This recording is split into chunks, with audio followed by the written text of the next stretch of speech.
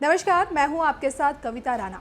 राजस्थान की सरकार में एक बार फिर से हलचल है और ये हलचल एसओजी की तरफ से केस दर्ज करने और 2 बीजेपी नेताओं की गिरफ्तारी के बाद है। राजस्थान की कांग्रेस सरकार को गिराने की साजिश के खुलासे और एसओजी की ओर से केस दर्ज करने के बाद खुद मुख्यमंत्री अशोक गहलोत ने बीजेपी पर गंभीर आरोप लगाया है।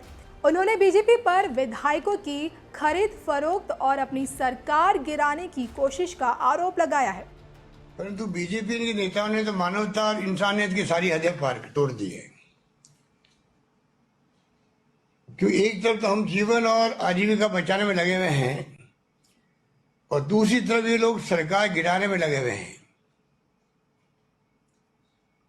मुझे व मेरे साथियों को, मेरे मंत्रिमंडल के साथी है, विधायक हैं, कांग्रेस के नेता हैं, सबको सरकार बचाने के लिए संघर्ष करना पड़ता है। हमारा ध्यान पूरी तरह कोरोना की जंग में होना चाहिए और उसी में हम लोग लगे हुए हैं। रोज हम रिव्यू मीटिंग करते हैं, वीसी करते हैं। पूरे राजस्थान के हर वर्ग से हमने वीसी करी है और ये लोग सरकार कैसे घिरे, किस प्रकार से तोड़फोड़ करे, खरीद फरोख्त करे, ये तमाम काम में लगे हुए हैं। मैंने देखा बीजेपी के नेताओं को, वैसे वाजपेयी जी भी प्राइम मिनिस्टर बने थे तब ऐसी बात नहीं थी।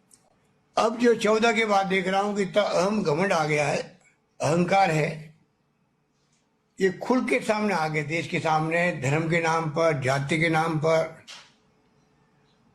लोकतंत्र की हत्या करने में लगे हुए हैं। फासिस्ट इनकी सोच है।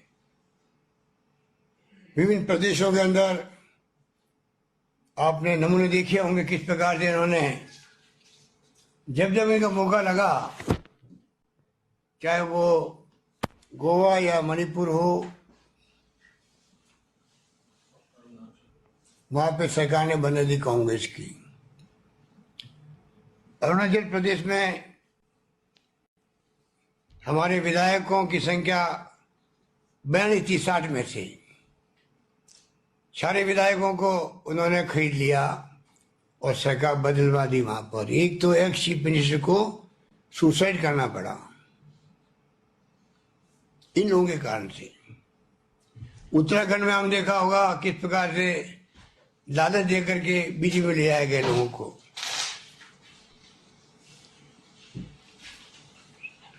और आज वहां उत्तराखंड में जो सरकार है, उन्हें 5 मंत्री जो है वो है जो कांग्रेस से गए वहां पर।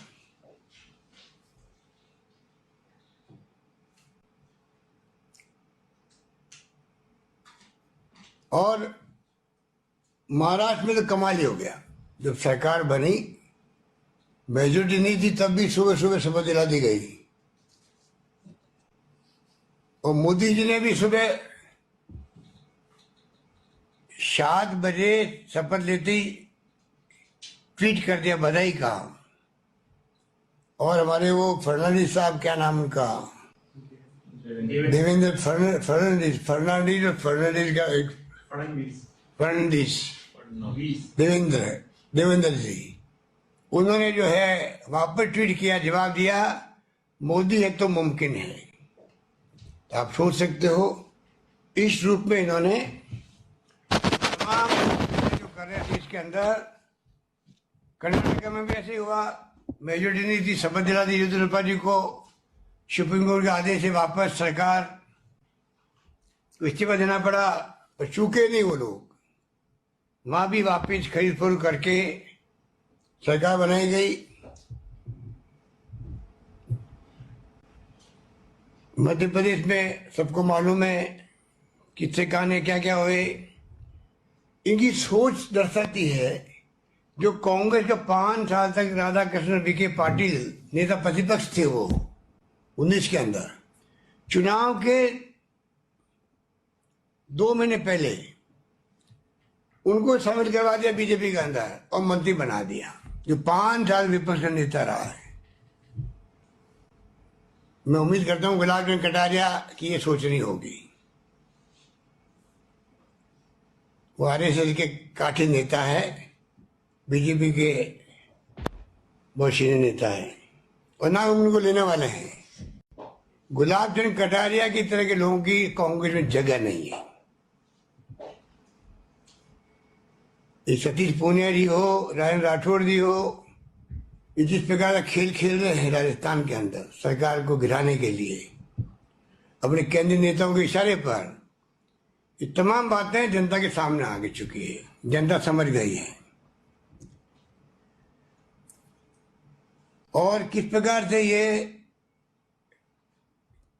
कभी एडवांस में लो 10 करोड़ रुपए, सरकार गिर जाएगी तो फिर आपको देंगे 15 करोड़ रुपए, पता नहीं क्या क्या ये बातें फैला रहे हैं, वादे कर रहे हैं, कोई सोच नहीं सकता।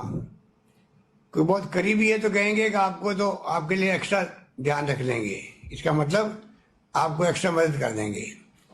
तो जिस प्रदेश में आज तक की परंपरा कभी नहीं रही, आज तक की परंपरा में कभी भी मैंने देखा नहीं कि राजस्थान में जैसे अन्य प्रदेशों में हाउस स्टडी हुई है वैसी हमारे यहाँ कभी नहीं हुई।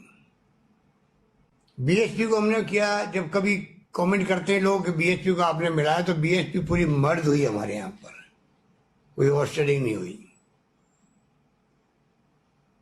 कानून कहता 2/3 बहुमत है किसी पार्टी का, अगर वो अलग होना चाहता है तो हो सकता है।